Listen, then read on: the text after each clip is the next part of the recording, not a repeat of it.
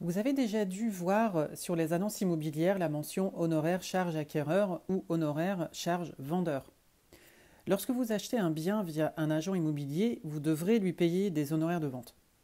Alors, outre le pourcentage et le montant qui doivent figurer sur l'annonce, la mention charge acquéreur ou charge vendeur doit être précisée. Commençons par ce qui se fait le plus souvent, c'est-à-dire à charge vendeur. Dans ce cas-là, le prix indiqué sera honoraire inclus. Par exemple, un bien affiché à 200 000 euros charge vendeur sera honoraire inclus. Pour vous, ça ne change rien.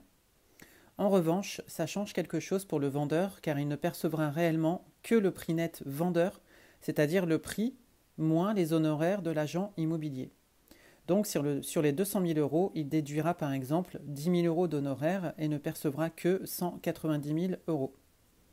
D'où la mention charge vendeur car c'est lui qui en supporte la charge du fait qu'il voit son prix net réduit. Dans le cas d'une mention charge acquéreur, c'est l'acheteur qui supporte la charge des honoraires. Le prix affiché sur l'annonce sera donc net vendeur et ne comprendra pas les honoraires. Par exemple, un bien affiché à 200 000 euros avec 5% de frais d'agence vous coûtera en réalité 210 000 euros hors frais de notaire. L'avantage pour vous est que vous ne paierez des frais de notaire que sur les 200 000 euros. Vous ferez une économie d'environ 800 euros, ce qui peut correspondre aux frais d'un organisme de courtage, à savoir qu'ils prennent au moins 800 euros pour les moins chers.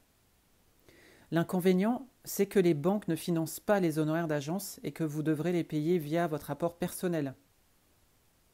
Alors si vous avez prévu 20 000 euros en apport personnel, soit vous avez 10 000 euros de plus à mettre et c'est top, soit vous devrez faire accepter à votre banque que sur les 20 000 euros d'apport, la moitié financera les honoraires d'agence, ce qui peut être refusé.